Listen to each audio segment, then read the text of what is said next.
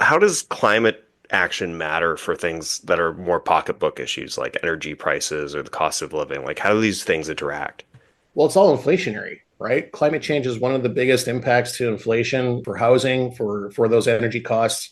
We've got construction workers which are struggling to work in the areas or struggling to live in the areas in which they work. Workers are being pushed out of those major metropolitan areas because it's so unaffordable. It's having an inflationary effect in areas that you probably haven't even really considered. Hello, and welcome to Class and Climate, a podcast from the Green Economy Network and the Broadbent Institute, where we see how the end of the world meets the end of the month. I'm Nick Pierce. Today's data point is 6,000.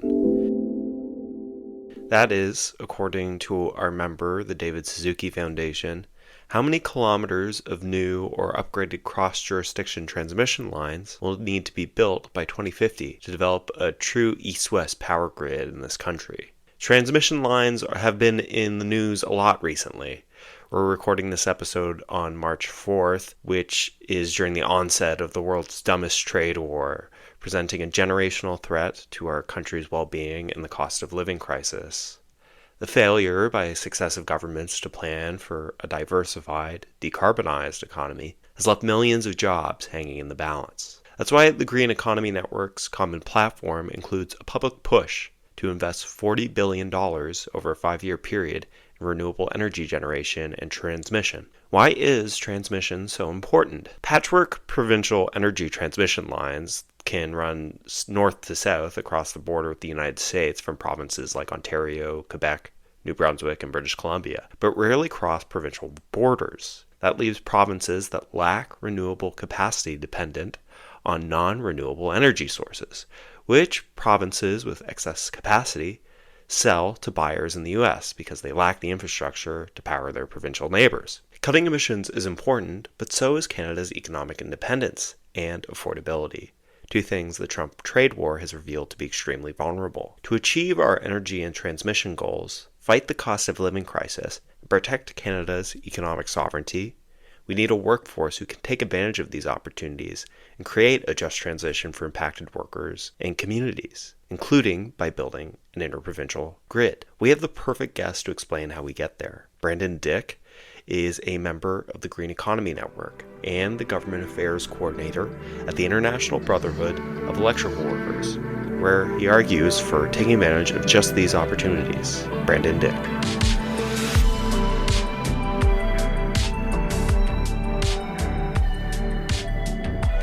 How do energy workers witness climate change in their daily lives? Lately, it's been definitely affecting them directly. I mean, just with all the wildfire season being prolonged and earlier in the year, we had workers up in the territories last year that were literally keeping the lines of communication open. They were told to stay behind while Yellowknife was evacuated. We also have a lot of our utility workers going all over North America to not only maintain the grid, but to repair it after natural disasters such as storms and wildfires. So they're being directly affected in the sense that there's a lot being asked of our membership and the workers in those fields. And then on the construction site, when we're building new construction sites, they're hotter every year. It's colder in the wintertime. They're affected by storms, which may impact when work can be done. So it's a layoff season typically happens like around December, January. So it may be prolonged. Now there's flooding that we have to worry about in these sectors as well too. And so there's tons of risk that's being taken on by our workers due to the fact that climate change seems to be inevitable at this point. How does climate action matter for things that are more pocketbook issues like energy prices or the cost of living? Like, how do these things interact? Well, it's all inflationary, right? Climate change is one of the biggest impacts to inflation for housing, for those energy costs. We've got construction workers which are struggling to work in the areas or struggling to live in the areas in which they work. And we're seeing that firsthand in areas like Miami, where workers are being pushed out of those major metropolitan areas because it's so unaffordable.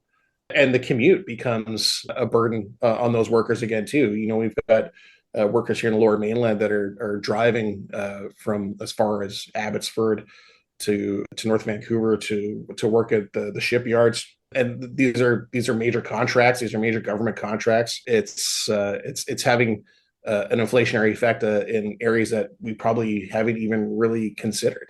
That's a great point. And you have your own personal story too about how you entered IBEW and found your current position working on climate politics and policy within IBEW. Could you tell me about that story?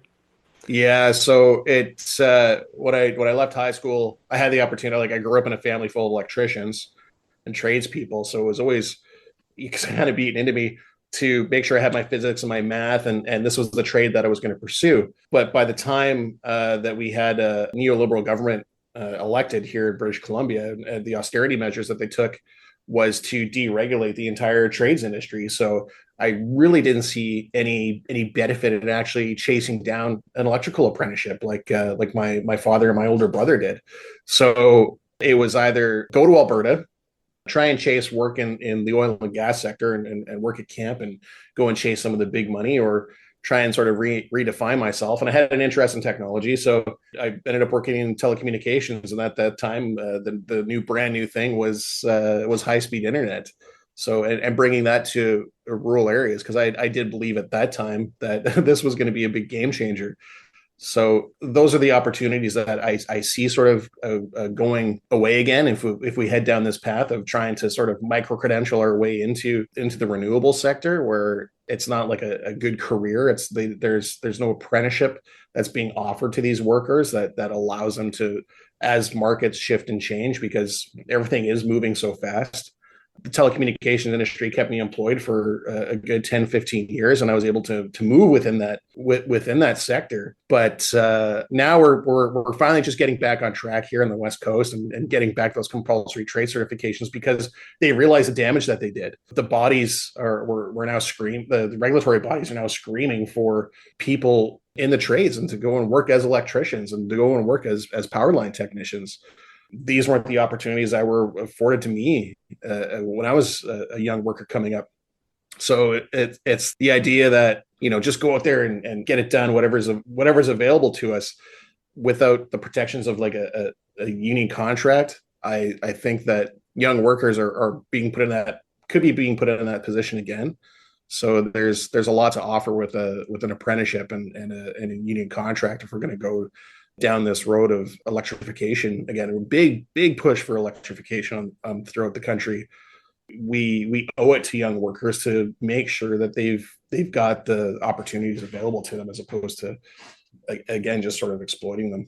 You bring up a couple of really interesting points there. One being, look, there are a lot of opportunities. We're seeing a lot of electrification.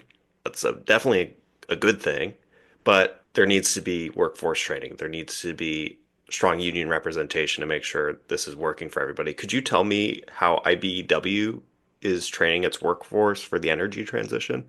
Very early on, we saw the need for electric vehicle infrastructure. We partnered with an entity in the US that put together the electric vehicle infrastructure program. And it's also about making sure that all the back end supports these electric vehicle chargers.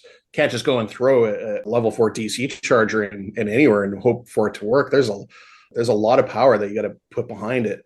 So it's making sure that our electricians and our utility workers are all up to speed on the requirements and safety protocols of putting in some very high energy equipment into the field and keeping it maintained. So that's I think we've played a pretty big part in trying to ease the transition towards electric vehicles where it's available, especially down in the States. When funding came in for the Inflation Reduction Act, we were out there installing all the government subsidized electric vehicle charging stations, and these are big projects now too. We're talking about electrifying entire ports so that all the container vehicles are electrified and low emissions. So these aren't just throwing up a couple of electric vehicle chargers at your shopping mall. It's fleet management, and it also coincides with transportation. But all of our membership has to know how the technology works as well too, because what'll happen is you'll show up to a job site where you need to maintain some of this equipment.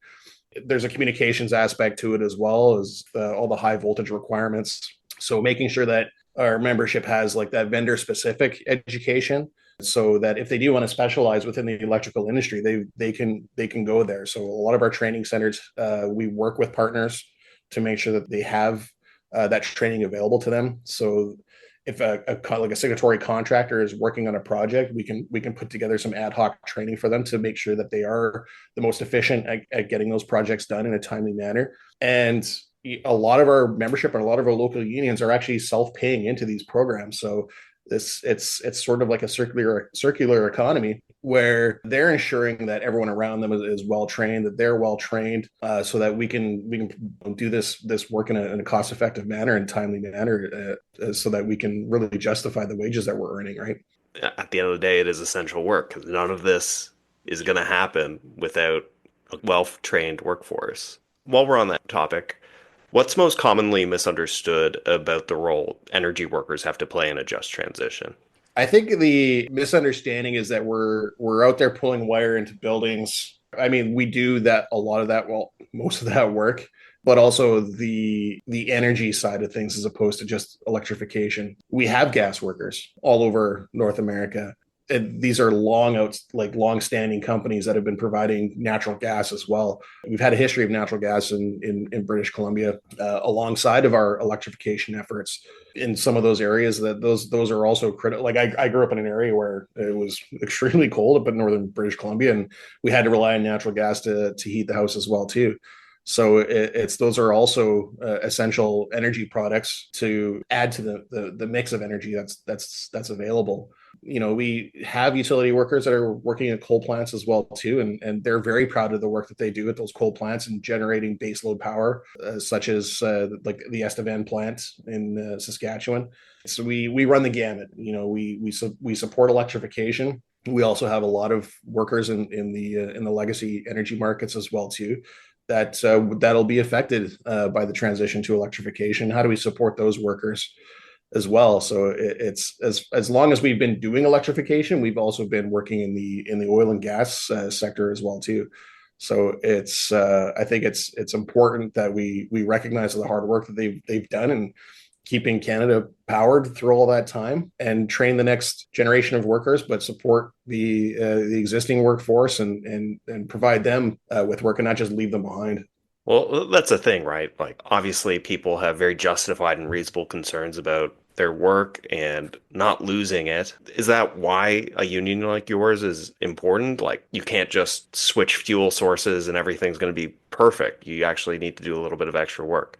A lot of our contracts will have like an automation clause, or the language now is surrounding transition and sustainable jobs, but we've always been sort of a technology union. We've always known that this stuff advances, that there's always changes. So some of the contracts that I worked under when I was on the tools dated back to like the 50s and 60s, when we knew that there was no real certainty for these jobs maybe throughout your entire life. And it's becoming more and more the case these days. Having the IBEW in place to advocate for these workers is super important, but also having the contract language within our collective agreements to protect workers so that they feel that they don't want to transition, they have options. There's early retirement options, there's retraining options, whatever it may be. It's the energy is such a huge plate, like it's such a large market to work that we need to be able to give everybody options.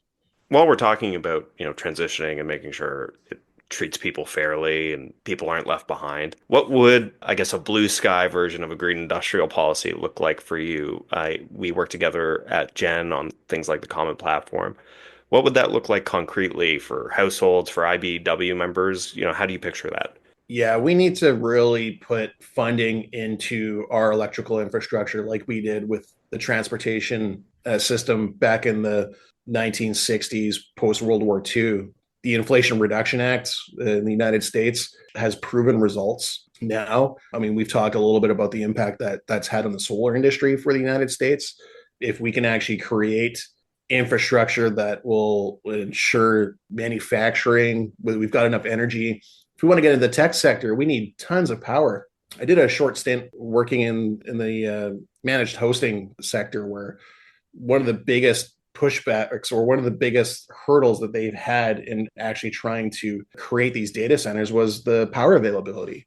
So if we don't have that power available in these areas, then industry can't grow around it. So it's the availability of power, it's the affordability of power. We used to treat a lot of these services as public infrastructure, and we I think we've lost that. If government is willing to partner with us and with the developers to treat this as a wartime effort, as we used to speak about it before everything became overly politicized, I think that's where government needs to be, and not just federal government. Provincial government needs to step in as well too. We're seeing it sort of in the hydro area, like Manitoba, Quebec, British Columbia. They've got great opportunities, but unfortunately, areas like Alberta, Saskatchewan may not have as much hydroelectricity to offer. So, we need to be sharing that power load across the country, as opposed to everybody acting on their own individual requirements. The United States can't be our biggest customer anymore when it comes to energy. We need to be sharing it amongst the provinces and really supporting our economy locally. Yeah, you hit the nail on the head. And yeah, that's why things like an east-west grid come in real handy when you're being threatened with tariffs, right? Yeah, Yeah. it's tough right now to talk about green energy without politicizing things too much. I kind of operate in this area of where labor and climate policy impact or aligns, and it's I wish it didn't have. I think these are common goals that we should all have. It doesn't have to be painted any specific color politics. I'd like these to be nonpartisan issues, but it has become divisive, unfortunately. And I think we can support a lot of our legacy energy workers at the same time, while looking to the future, is where things are headed, where developers are. Just looking at the global markets, with Europe now spending so much money on renewables that the energy cost itself has come down so much. I hope we can get there. I know we're not going to be able to spend like they do in the States or in Europe. So there's probably a lot of policy that can support this, that can attract that kind of investment. I know our workforce is ready to do it. Thank you very much, Brandon. Thanks, Nick. Thanks for having me. Class and Climate is a joint production of the Green Economy Network and the Broadbent Institute. It is hosted and written by myself, Nick Pierce. Clement Nokos edited the show. Jack McClellan contributed show notes and promoted it. Thank you for listening. If you enjoyed today's episode, please share it with a friend. You can find our other episodes online at perspectivesjournal.ca.